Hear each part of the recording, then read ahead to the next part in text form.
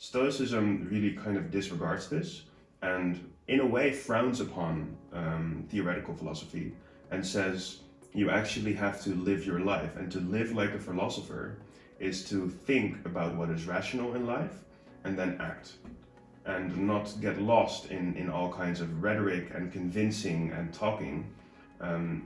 The way of the Stoic, I would say, is to look at the universal nature, so the kind of undeniable logic, which they call the logos in this world, the very obvious nature, and then act in accordance with it.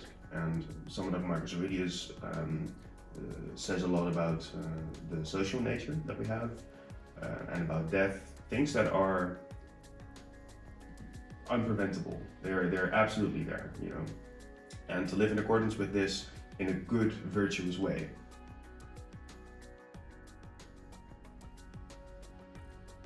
Hey guys, welcome to Systematic Mastery number 5. In this talk, I am reunited with Zowie, and we talk a bit more about the concept of Stoicism.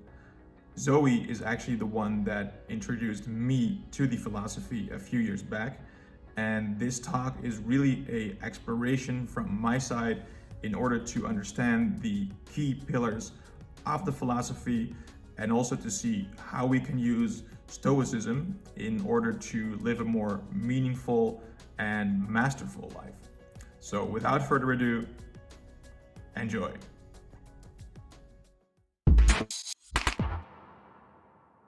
So what's this book that you have there? Yeah, this book is from Epictetus. I think we are both familiar with Marcus Aurelius. Yeah. But Epictetus is also a Stoic, and he lived before Marcus Aurelius.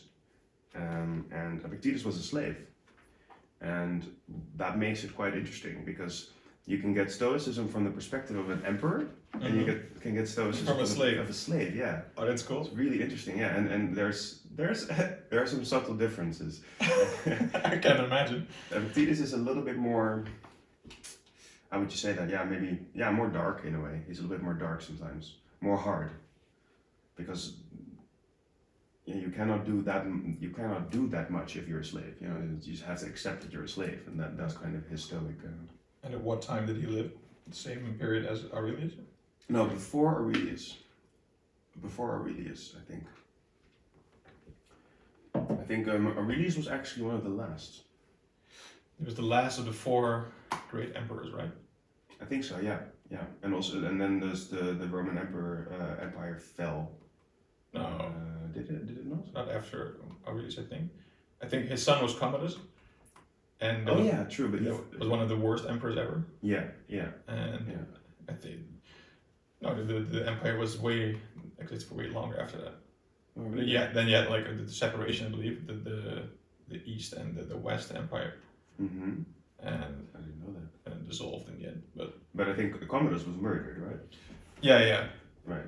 Like not like as in Gladiator, when he's like, you know, in the movie he's fighting in the Colosseum. Yeah, no. I think he was murdered by some kind of like coup by the Senate and some brute, famous big dude. I think that was murdered him. I think he strangled him or something like that. Right. Yeah, it was for political reasons. Yeah, because they hated him. It was like he was worse than Nero. Nero. Oh yeah, that was also a horrible emperor, really morbid. I don't. Oh yeah, Seneca was the time of Nero. Seneca was the tutor of. Yeah, Seneca was the tutor of Nero, as far as I remember. The tutor. Tutor, yeah. How did that work? He was a slave, right? No, Seneca was a different. Epictetus was a slave. Oh, sorry. Seneca was quite rich. Okay. And a tutor of Nero. And I think it also. That really good tutor. But it's funny, right? Because Marcus Aurelius. Also a good tutor. I don't know how. Like how do Stoics produce like worse offspring? Okay. That's an interesting. Maybe you should not become Stoics then. Indeed, yeah. If you're a dad, you shouldn't become Stoic.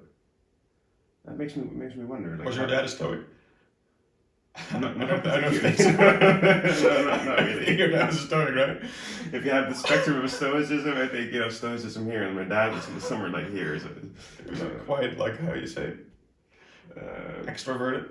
extroverted. Well, not Enjoying life. enjoying. Yes, Okay. definitely. He was definitely not of the one of the Stoic virtues of being prudent and wisdom and A hedonist. discipline. A hedon, more of a quite. I've never met your dad, but like because of like, the stories I heard. Yeah. It's but I mean, in that time, that's also an interesting. I guess if you have so much hedonism around you, there are few people that manage to still maintain stoicism. And there was actually one guy, Ghost they called him. He was the manager of Herman Brood and all of this. Because your dad was a drummer, right, or a guitarist? A bass player. Bass player Yeah. for Herman Brood. Yeah. Herman Brood. Herman Brood.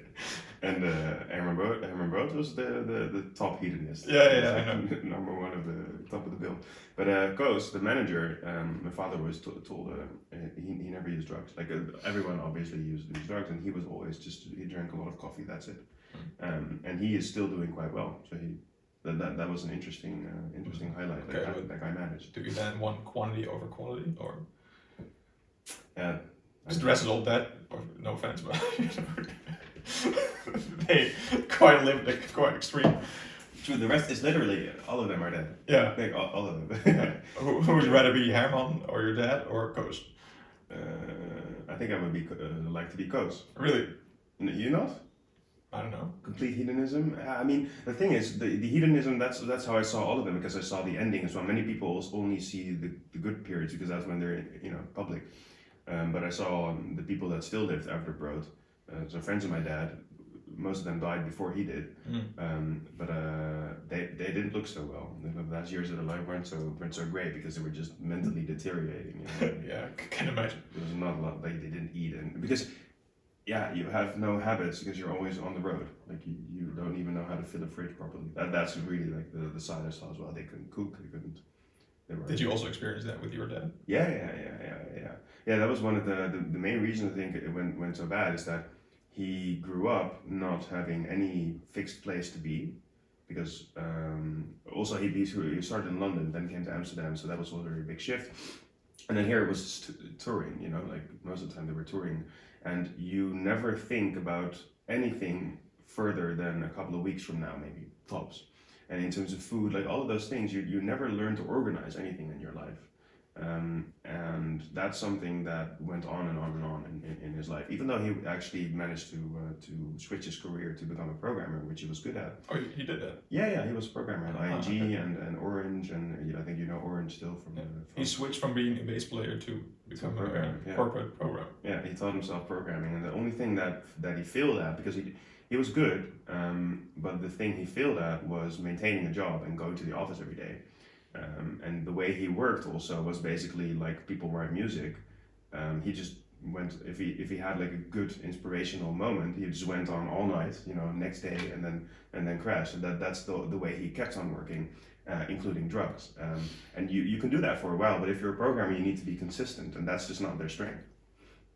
Is that the case? You have to be consistent. I believe, at least as a programmer, that if you wanna. Depends. If you're, it's also a creative endeavor, right? You create something, and true. It's like creating maybe a piece of music. Yeah, true. But I mean, so you don't have to be extremely consistent, as in 9 to 5 every day, and you can definitely, and I do this as well, work sometimes until 2 or 3 a.m. Most good programmers I know are flexible with this stuff, but you can't really maintain it if you use a lot of drugs, etc. Then you'll burn yourself out at some point, and you lose your creativity. And the thing, like with music, people still play hit songs from 10 years ago, but nobody uses programs for 10 years. This is a done deal. I get it. So yeah, so you don't need to be high as a programmer. No, that doesn't really like. But I remember when I came into his house, that was always difficult. Like it literally, I still have some pictures of it left, but you could barely walk sometimes because it was so dirty. He didn't clean anything, so it was really hoarding like to the max, and eventually the kitchen started to smell like garbage, and it was really nasty. And then sometimes someone cleaned, or his sister also tried to take care of that. And one time she sent the what do you say that this service that is supposed to take care of people that are not doing well. I think GGZ or the geestelijke gezondheidszorg. Yeah. And he got so angry, like because he in his opinion he was fine. He was fine. He was absolutely not fine. But do you think that perhaps because he was so undisciplined that you became attracted to Stoicism? Oh, for sure. Yeah, because I maybe feel a little bit the same thing there. Yeah. How is that for you? What do you relate this to? Because I also like when I perceive my dad, I think okay, this should be more organized, and like I think that maybe that's why I become disorganized, because I was somewhere in his 20s. I realized that I had to become the man my father wasn't, and I was like, wow, that's cool. I think that goes for a lot of people, a lot of guys from our age, which I talk to. They want to become the man that their father couldn't be for them. Yeah, true.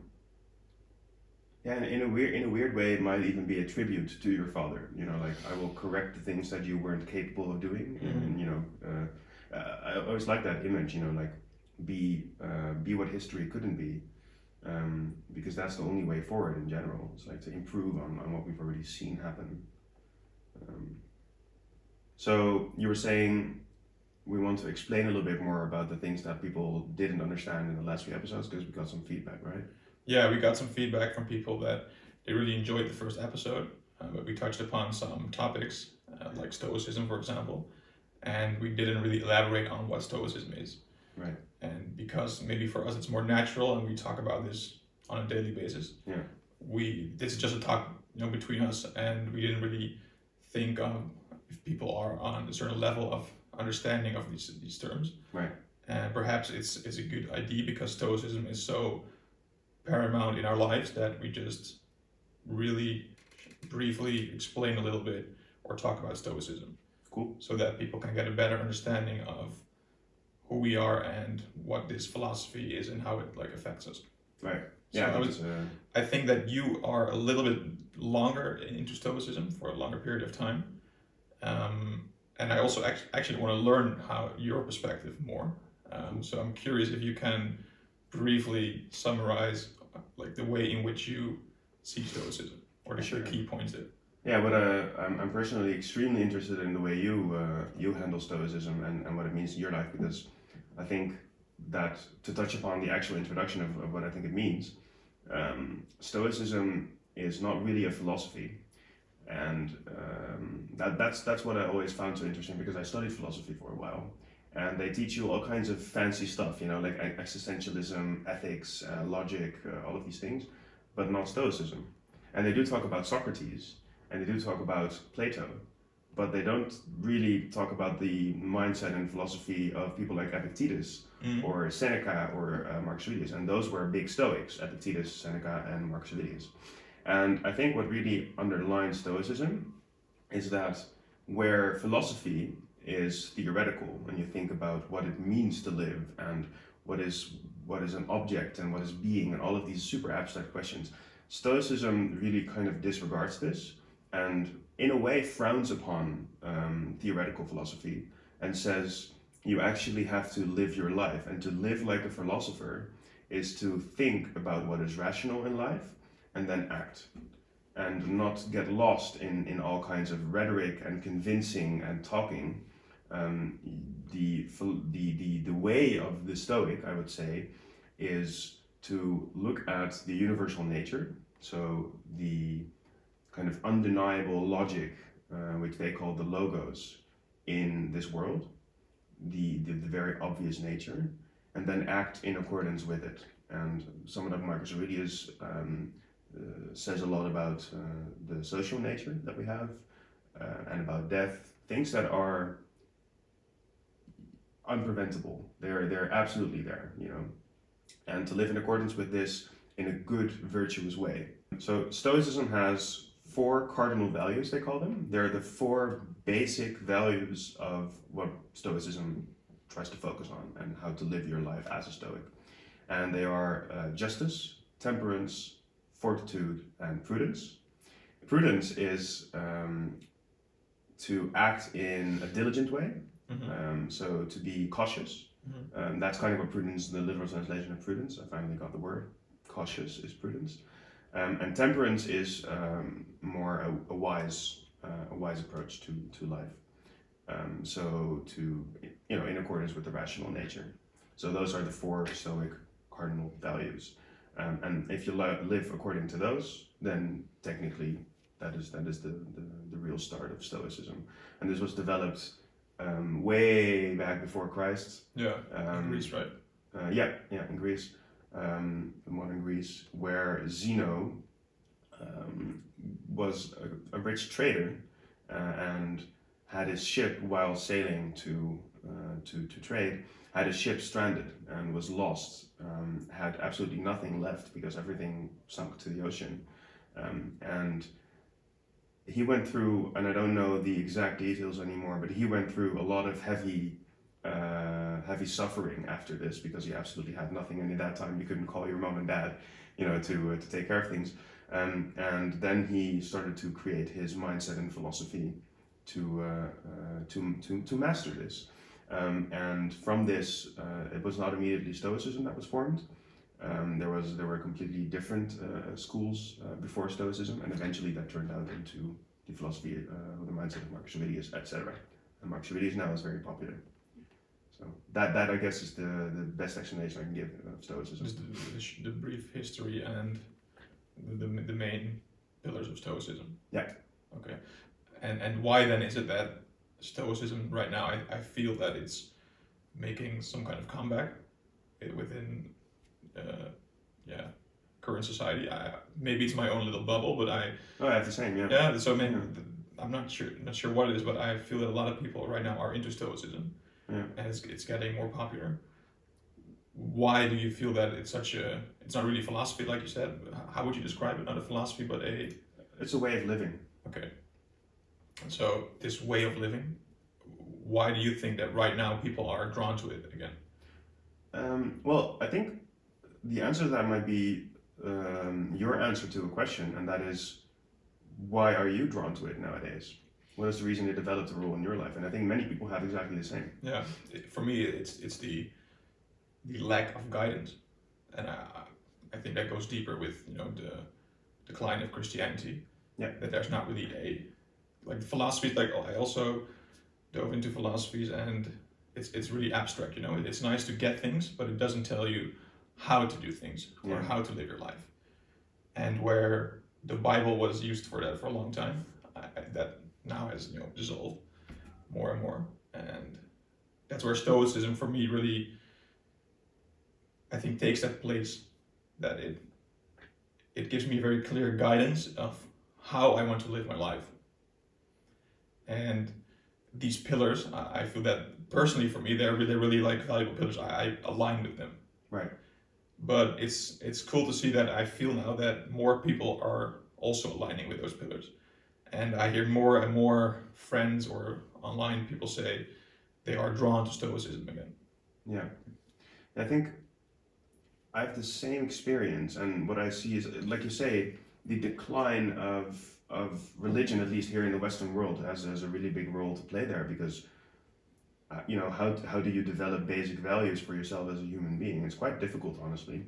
Ideally, you get them from your parents, but it's either religion or it's a relatively, at least in my personal experience, it's a relatively, maybe anarchistic thing. Like you do whatever you want to do in your life, And I was also left with this question of, okay, well, then what do I do? And then I started studying philosophy, and that didn't give the answer. It gave a lot of ideal concepts, Like, so if you read Nietzsche, and yes, you can eventually, if you read Nietzsche, you can see some relation to the Second World War and the Übermensch kind of ideas, but that doesn't give you any perspective on how to actually live everyday life. How do you treat people? I feel right now there is you can see this with the rise of people like Jordan Peterson, John Vervaeke, that he actually has a series on the meaning crisis. I really believe there is a deep meaning crisis within Western society right now. Yeah. And that's why those type of thinkers are really on the rise. And also that why philosophy that, like Stoicism, perhaps is on the rise, or not a philosophy, a way of life, because it's not per se religious in the sense like Christianity is, that there is a a god or something, but it does hold very strong, like a strong perspective on how to live your life in a meaningful manner. Yeah. And I believe that the aspect that it brings meaning towards your life, people are deeply looking for meaning, I believe. Yeah. Yeah, that's the thing. To have, and I think we already touched upon that a little bit in the first episode too, but to have an image of how you want to live your life, that gives meaning. And you can kind of scale that down into the simple idea. Today I want to get something done. You working towards that makes your day meaningful, because if you didn't have that, what's left in your day really? And I think if you don't have the basic framework, like in religion, to pray and to get those things done at least in the day, then what kind of obvious way to live your day is there still left? And then you have to fill that in yourself, and then I guess you arrive at these things, Is Stoicism like a religion in many ways? Yeah, it's kind of funny, because I think in a way Stoicism definitely, and I'm not an expert on these things, but funny enough, I met someone that did her PhD to research esotericism, and she did religious studies in Germany. I met her on Bali, and the conclusion from from her mentor, who did a lot of research into religion, was more or less that there is no formal definition of religion. There is no way to minimize what when is something really a religion. It's extremely hard to say this. And I think Stoicism is a religion in a way, but it doesn't have a hierarchy, and doesn't have a structure like we're used to from the church, and also other religions, by the way. But it does have very strong values. But it doesn't say you have to pray or meditate in this time of the day, but it does say meditate. And yes. It says deal with it in this way, and it doesn't say you have to do this. It says try to always structure yourself. This is important. It gives you values instead of rules. And it really lacks the supernatural component. Quite. And it's very, I don't want to call it pessimistic, but more realistic. Yeah, it has something hard. If you read meditations, for example, then like after a while I was like kind of done with it, because he like reciting the whole time that you're gonna die. Yeah. We're all be buried in the ground, and 5 feet deep, and you're gonna rot away, and it's like it's very very realistic, that making you aware you're gonna fucking die. Yeah, but I must say, just to hook into this, I'm going to show you. I have a coin, and I bought this, which I'm not a complete fan from the Daily Stoic, but and this is exactly what I want to get into. It's called the idea of this is called Memento Mori. Remember that you're carrying this around you. I'm carrying this around, yeah. To remind myself that I will die. I could leave right now. That's what it says on the back of this coin. And it's like a big heavy coin, and every now and then I play with it, and it's a nice reminder. Sometimes I forget it, What does it mean? I remember I'm going to die. I'm mortal. Memento Mori, yes, remember you will die. Yeah. Okay. Yeah, remember death. Okay. Yeah, and there's another kind of spell from Stoicism, which is also really cool, and that is closer to Nietzsche as well. So there's some overlap there, I can say, which is amor fati. Amor fati is love your fate. He's kind of it came from Nietzsche, the spell itself, but you can see the same thing in Stoicism, like love your fate, which is why this book is interesting, because this little book here is written by a slave that was a Stoic instead of an emperor like Marcus Aurelius. Yeah, and it also really ties in with the concept of being grateful, because you are really grateful for right now to have this life, because it's temporary. You're gonna die in the end.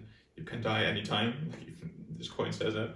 So the coin has the truth. Remember that it's such a precious gift. You have to hold it in high regard and make the most of it. Yeah.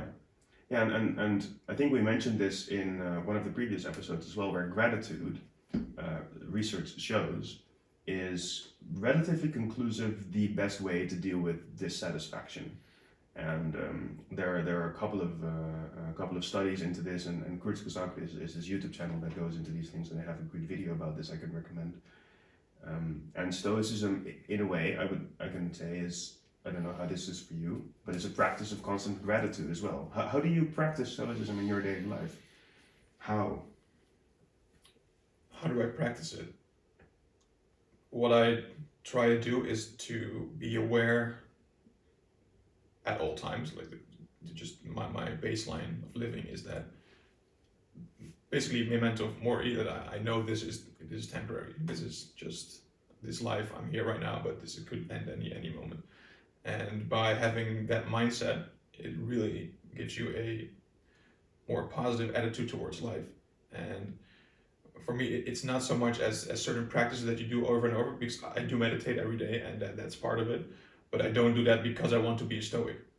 It's more that I want to do that because I feel that that's the right way to live for me, and that gets me more in tune and more consciously aware of who I am and why I do certain things. So for me, it's more of a conscious exercise in the sense that, all right, I'm here right now, could die any moment, make the best of it. Right. That's it's so powerful if I hear you explain this, and I listen to you as an external person. I listen to your story and the way that this has value in your life, and I recognize myself in there. But I must admit, you must have had this as well. When you explain these thoughts to some people, it might appear as if it's a very hard, negative, you're going to die, this is all temporary, and in a way, Stoicism is actually a really sweet philosophy, one of love and one of acceptance, I think, but it also has some hard... Well, that's my first problem with Stoicism. Was when I first heard about it, I was, okay, you're going to die, so, and make most of it, it's like a little bit of a fear perspective, like, okay, you're dead soon, you have to do something. Right. Like, are you doing something because you are going to die? Is it fear, or is it more love for what you have right now and it's temporary?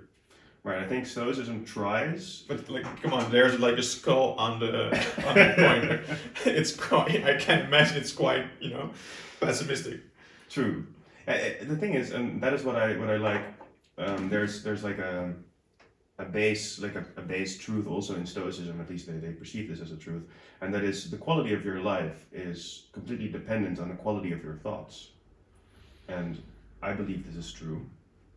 And I also believe that when I look at this coin, I can go two ways. I can think, shit, I'm going to die. That's really scary. Or, fuck yeah, I'm going to die. Let's run to my... I'm going to fucking die, and that's amazing. In a way, actually, yeah, well, I wanted to give it a slightly different twist than celebrate death, but actually, in a way, yes. You can celebrate death through life.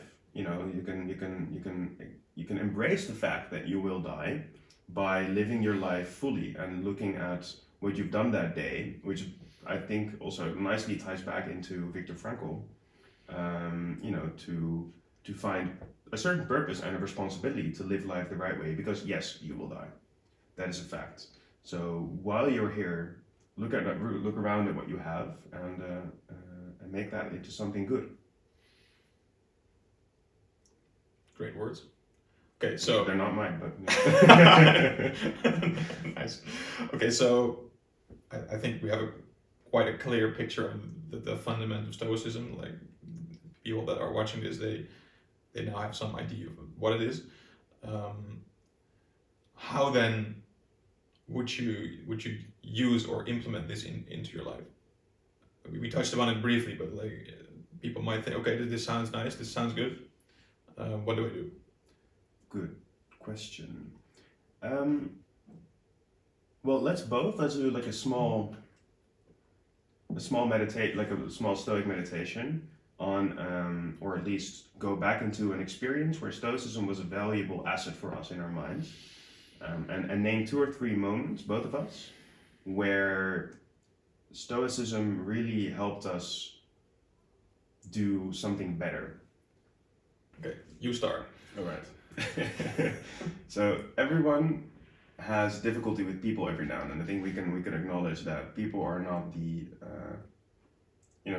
they can be super nice and great, but it can be extremely difficult to to deal with them sometimes. Just like probably we are also sometimes very difficult to deal with to others. Oh, I'm totally easy to deal with. Yeah, that's what I would say. I have a different experience. Yeah, okay, no, honestly, not really, but maybe that is also that will come. Stoic. Yeah, this is episode 4, so wait until episode 10, then it's going to be horrible. It's going to be one season in the podcast. So, when dealing with a difficult situation with another person, something I fall back on, which I learned from Stoicism, specifically from Marcus Aurelius' Meditations, and I think Epictetus, who recites that a lot, is first of all, only to try to change or impact what I actually have power over. And then when I have a fight with someone, or not even a fight yet, but I'm noticing that within me there's a frustration or something, and I ask myself, okay, but do I have power over this person? Well, no, I don't. Is it reasonable for me to try to control them? Not really. But I can control myself, and I can control my reactions to people. So let's turn it in such a way that I can still honestly say what I think, honestly say what I feel, because I don't believe, and that's what many people associate with Stoicism nowadays, at least the ones that haven't, read into it, is that you kind of have to always push back your emotions, which is totally not the case. It's just, don't make your emotions worse by either becoming angry or scared. They're just your emotions. You can agree with them, you can share them, you can talk about them. You should definitely listen to them because they are there. But think for a second, do you actually have power over the world outside you? And usually no. That is one instance for me that I still use very often, because we all deal with people very often. Oh, I use this on a daily basis. Right. Exactly, this is for me the key of Stoicism, and it's funny that you say this, because perhaps I'm also drawn to it because I have a lot of trouble with dealing with other people. Same. And it's probably one of the biggest challenges in my life to work with people and to deal with people, because I'm also a hardcore introvert at times, and like when people in business, it can really get tough. Yeah. So for me, Stoicism in that regard, it really helped me to take responsibility for myself, take ownership, and perhaps maybe Jocko Willink is in the hardcore Stoic when I hear this right now. Yeah. But I still do it, but I'm way more aware of it, but I used to always put blame externally. Me too. And my life sucks, it's the fault of the world, or it's the system, or it's other people, they're not working for me, they don't respect me, all this kind of stuff. Yeah. And by using, I think when I started to read Stoicism, into meditation and stuff, that I became in that period also more aware, okay, it's you, it's not others, it's yourself. And what can you do better? You're triggered by an external event, or by someone that didn't perform well at work, they didn't come to a meeting, for example, or they didn't do their work properly. Why am I triggered by this? And maybe is that there's something within me that I haven't really resolved yet. And I started to notice, hey, I'm triggered by something, by this guy, but I didn't perform the same exercise with someone else. I made the same error in another department of my life. So in that regard, it really helped me to take a more full, conscious perspective of myself. And I think the key part is there is ownership, and it's being aware of that. Focusing on what you can control is important. And when I go to home, or I lay in bed, I'm just not we're all worked up because someone didn't deliver me something, that's I don't have control of that. So why worry about it? Why should I worry about something I cannot control? Right. I think that's the main overlap that in our approaches here. For sure. Yeah. It's I think many of the Stoic tricks, more or less, it's like a toolbox to deal with challenges in life, is to face the hard facts. And someone didn't deliver. What's the best way to deal with that? I guess that's what you end up wondering from a Stoic perspective. What's the best thing I could do right now to deal with this? But okay. And also, like when I think of meditations again, Mm-hmm. he says, of course, you're gonna die a lot, but he also says a lot that why worry about others' opinions? Yeah. And that's by nature something I tend to do, or I used to tend to do a lot. And he really makes it very clear, like, why would you want to do that? You know, because they're all dead soon. Yeah, that's a good You're point. dead soon, but they're also dead soon. It's in 1,000 years, who's gonna give a shit. And the only way to impact that is to have a profound, like, introspective experience with yourself. How do you live really? That's the only thing that you can really control. Yeah, I'm thinking because it's cool because I am into Stoicism, but it's extremely interesting to also hear you talk about it yet again, because every single time, and I wonder if you have this as well, I never get tired of trying to go through these mental exercises. What does it mean? What does it mean constantly? And this is an important thing I want to highlight, which is similar in Buddhism and meditation, I think, which will be another episode. It is really interesting to talk about, but it takes effort to actually do it every day, and it's a constant practice. Because I get frustrated with other people. I know you do. I get frustrated with myself. I get disappointed. I get anxious. I get all of these things. Still, it doesn't disappear. It's just the way we channel it, I guess, over time improves and improves and improves and improves because you train yourself. And I think this is really an important essence, like in Stoicism, is to constantly apply this. There is a big overlap between Buddhism and Stoicism, I think. Also, yes, yeah, With for what sure. you said, and I also I think there's even a bigger overlap between Taoism and Stoicism. Yes, I never thought about that in particular, but that's also true. When I read the Tao Te Ching, for example, that's almost like reading meditations. Right, and what is the Tao Te Ching exactly? It's a book by Lao Tzu. Yeah. He's an ancient Chinese philosopher / Taoist, and I'm also really drawn to that book because it also, in a more abstract manner, but gives you guidance in how to live. Right. And while I'm not fully there yet, because if I read it, I often think, okay, the purpose lies is to do nothing. I don't want to do nothing, With Stoicism, I have that less. They don't have this. Maybe I'm not fully like conscious of the whole philosophies there, but with Stoicism, I less have an idea of, okay, I should do nothing. I can exert my will on the world. Right. Yeah, I think I always got the idea, but that would be an interesting episode as well to talk about Taoism.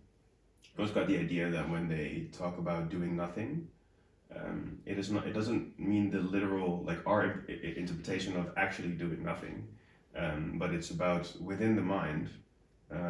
Don't urge yourself too much to do something in that moment, but just do, and it's like you say, it's sometimes you read these things, you're like, oh, I'm still struggling with it. It's still, what I think there is they also talk about the way, and I think that's also with Stoicism. It's the path that you want to walk in your life, and that really ties into giving you guidance, giving you a clear structure of where you want to go in your life. And that's what really missing, I think, within a lot of other Western philosophies that we talk about often. It's more about, okay, what are we, how is it all structured, but it's not saying go this way, that's what you need to do. Yeah. It's not pragmatic.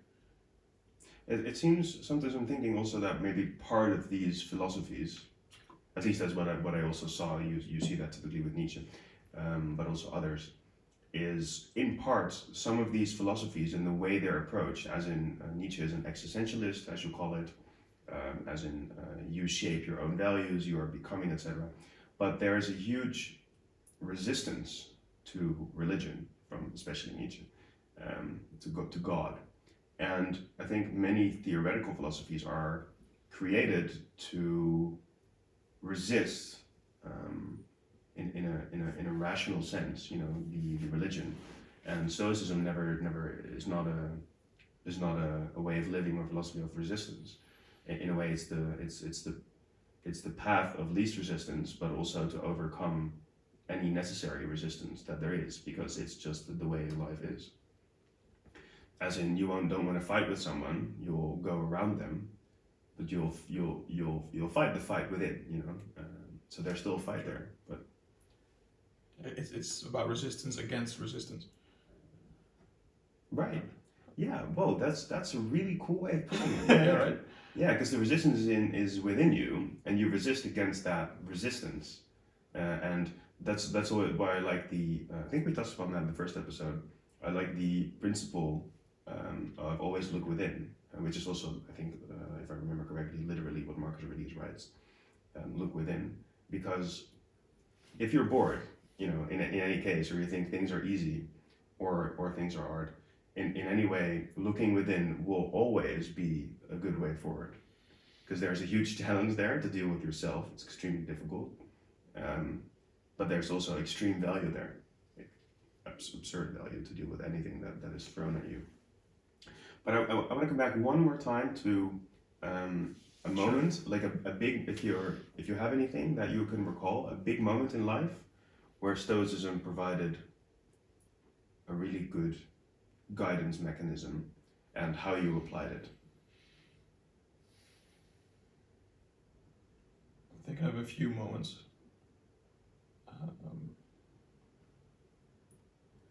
I think in retrospect, the biggest, or the main reason why I am attracted to also Stoicism is that I think you lost your father, right? Yeah.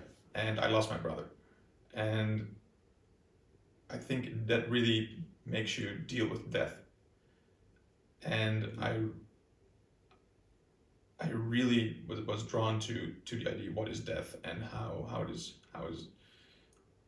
can you deal with this in your life? What does it mean to die? What does it mean to live?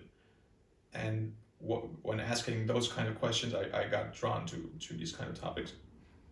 And Stoicism really helped me in the way to more be cognizant of the fact that death is part of life. It's not something that we should fear. It's more something that we should embrace. And it gave me a way more optimistic mindset towards life in that regard. That I'm also going to die. And the fact that I lost a brother, that of course that sucks. Mm-hmm. It's hard. I have to deal with that. Yes. But it helped me to give that a place in my life. And yeah, I think that is the main. If I was looking for the biggest example I could use in how Stoicism helped me, and if I want to distill the key messages from there, I think the key point is that just deal with your life and give yourself the permission to be optimistic. Wow, that's beautiful. The permission to be optimistic. I think for me that was the biggest lesson of Stoicism for me. Well, thanks for sharing that. Yeah, I see. I think I see what you mean. You know, permission to be optimistic. If I can share my personal sure. experience is also maybe twofold. One is modesty. I think we touched upon this briefly, but because of so some background. My father was a bass player in a big rock and roll band here. At times, at their height, they were the most popular rock and roll band, the Wild Romance they were called. And when you are in a rock and roll band, you're not exactly modest in general. You know, the lifestyle it's hedonistic, so it's just enjoyment and sex, drugs, and rock and roll, and that kind of lifestyle. But I also come from a relatively not my whole family, but at least my direct family doesn't have a lot of money at all, and so there's kind of this hedonistic lifestyle, not having a lot of money, doesn't go very well together. No. And I was, as a kid, as a young kid, I always thought like, money issues, it's just plus and minus. It's just numbers. Why are we so taken by wanting something that we are willing to sacrifice our future happiness for this so much? It seems so weird. And I don't want to say that I lived up to this thought, because I totally didn't. There was then I started making money around, and then that hedonistic thing came, and I went for it. And that, in retrospect, was pretty stupid, because if I think back about the stuff I could have done, if I lived a modest and a relaxed life like I'm living now, I would have had a lot more money. Maybe I would have had different experiences, because I had great experiences as well. But that was one. Modesty, and the other is also death. So that's how I started, at least, becoming interested in it, the modesty. And death is when my father died. And it was kind of around a period as well. Like, I had like a 2-year period where my grandma, it was a lot of my grandma when I was young. So she died, grandpa died, and my father died. So like, oh, it was a lot of death. And I was relatively close to most of them. And also the realization that death is a real thing. And in a way, I was lucky enough also to find my father dead. So that was, in that moment, it was difficult, but that was actually the most valuable thing there.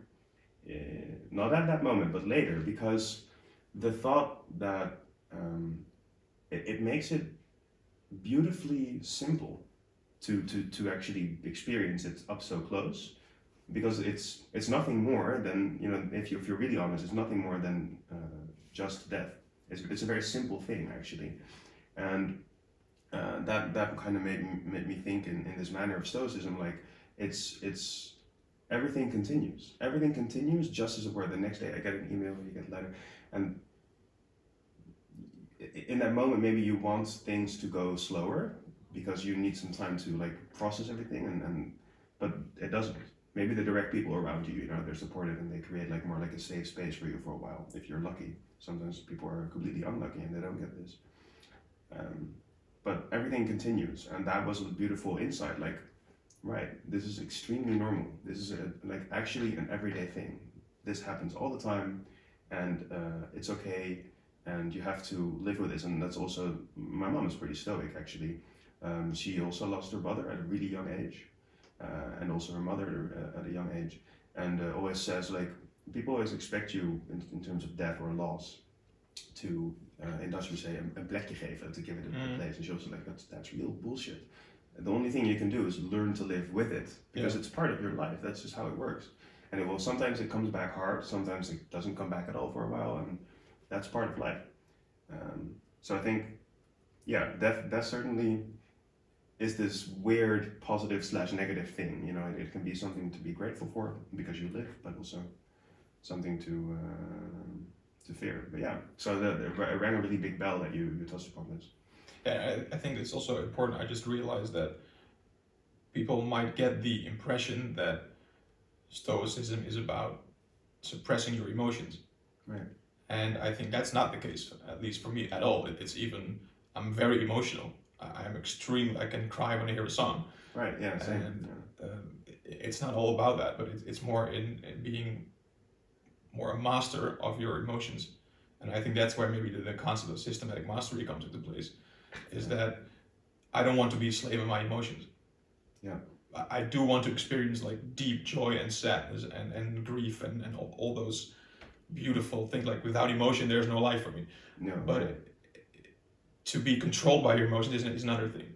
And I think that's maybe also like in Dutch you have, when you're Stoïcijns. Yeah. And then you're very like, how do you say it? It's a suppressed. Yeah, it's a suppressed like this image of it. But I don't think that's the case at all, for me at least. No, definitely. I think that's a really good, important point to highlight, is to, at least, I don't know about you, but I always get the feeling from when someone writes, like Marcus Aurelius, especially him maybe, he writes with, there's compassion there, like it's also really like, he allows that sadness to be there, but he also says like you shouldn't let it overtake you and not make it bigger than it actually is. but it's completely good for your emotions to be there and to agree with them and to live in accordance with them. And like you say, the best way to live in general is one of acceptance, I guess, and it's such a, I don't know, it's always kind of a vague word, accepting things, but just letting things as they are, in terms of emotions, about the sadness, and not trying to resist this sadness too much, but just accepting that it will be there, is pretty awesome.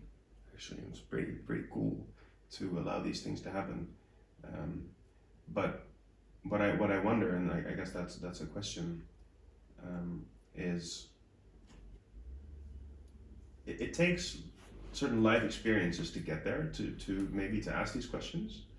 But for someone that is interested, because it would be, I don't know, do you agree? It would be really, really cool to see Stoicism get more traction in a good sense. So the individual growth that we can go through in Stoicism, I would love to see that more in the world, maybe politics perhaps as well would be cool. Yeah, sure. But how to stimulate something like this in a positive way? How have you experienced this, being able to share this with others? I think it's leading by example.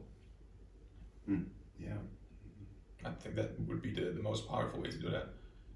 When people see how you're dealing with stuff, they will be attracted to that, and they will ask questions like, "How do you do that?" Or they will take you as an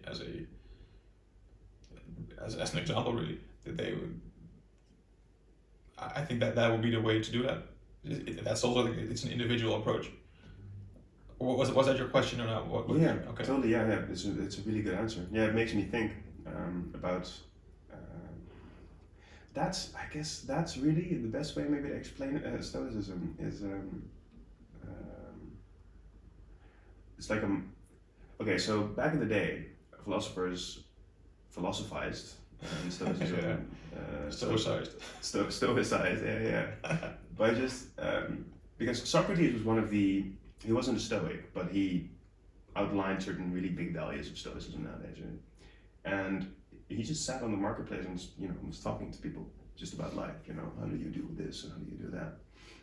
And when I was in Bali, also there was these circles, these group men and women, sometimes also sharing circles, and you just went through. How was your week? What did you do? What was good? And also sometimes very deeply touching personal stuff. And that might be something that is the best way to share openly and lead by example. So how do you in yourself have dealt with these and these experiences? Yeah. Just sitting and talking about it. Like what we're doing right now. Yeah, that's exactly like Stoic exercise. Yeah, you should start a podcast. Yeah, everyone should start a podcast about Stoicism right now. But no, actually, you're completely right. That's it. Just sitting and talking about it is the form of Stoic meditation. I think that we need and also do within ourselves sometimes. Cool. Yeah. I think we've covered a lot. Yes. I think that the people that have any questions about Stoicism have a more clearer picture of what we mean when we use those terms. Yeah, I hope so. Is there anything we should touch upon or that we've missed? I don't think so at first. I would like to suggest to anyone that is interested in this to a couple of book tips, I guess, in general. One for me is How to Think Like a Roman Emperor. I've never That's a recent book, right? Yeah, it's a new one. Yeah, quite new. It's a Scottish psychologist called Donald Robertson, and he has done so much research into Marcus Aurelius and Stoicism, and he perfectly basically outlines what Stoicism is, some of the history, but also the psychological reasons for it to apply it in daily life. And it is based on something called CBT, cognitive behavioral therapy, which is not the Freudian psychoanalysis kind of thing. So where's the issue? But it's more about what to do with it. And he also perfectly outlines in that book the overlap between this new, really promising way of treating people that have, psychological challenges, and Stoicism. and that I think is a really cool book. And the Meditations. The Meditations, of course, by Aurelius. That this one is actually good. Yeah. Epictetus. Of Human Freedom. I think also a lot of Ryan Holiday books. Ego is the Enemy, and he has many more. It's all that's more accessible, I think. Yeah. I haven't read How to Think Like a Roman Emperor, so I'm not sure if that's very accessible. But Meditations can be. You should read it, but it's quite. It's not an easy read. No, it's a little bit dense sometimes. Yeah. But I think Ryan Holiday has some very easy or accessible books into Stoicism. I haven't. I personally also want to express this. Like, I haven't read any of the Ryan Holiday's books, and the reason for that is because maybe I'm too much of a purist. But I have the newsletter from the Daily Stoic, which is his. That's his. Yeah. Okay. Yeah. Yeah. And I don't really agree with all the things that are said there. I have the same thing, but it's a good, a good introduction to Stoicism. That's true. That's certainly true. Yeah, I would just. I don't even agree with everything Marcus Aurelius is saying. Also true. Actually, sometimes I think shut the fuck up. I don't want to offend anyone here, but he's not Jesus. But yeah, true. Come on. We shouldn't. That's also a really good point, actually. We shouldn't deify anyone. There's no God in Stoicism. As a closing of this episode, a quote, because what you just said, obstacle is the way, reminded me of a quote by, I think, C.S. Lewis, is, the cave you fear to enter holds the treasure you seek. And I think that really outlines perfectly that you should look for your fears and try to go into the cave. Slay the dragon. Exactly, yeah, slay the dragon. Jordan Peterson, yeah. Exactly. A lot of Stoic influences there, I realize. Yeah, that's the cool thing. Stoicism, because it's not a religion, is really to be found everywhere. And once you know what it is, you'll start to probably see it everywhere. Because I think, and that's also the real ending maybe of this episode. We tried to end it 3 times already. Yeah, exactly. Such a good topic, let's go. They often mention in Stoicism, when you have pain or suffering, remember that you were born with all the materials that you need to deal with it. Because if that would not be the case, you would not be living. You would be dead already. Yeah. So you have what it takes. You have the strength. You have the body to deal with whatever is thrown at you. And I think we are all born, in that sense, we are all born already with Stoicism.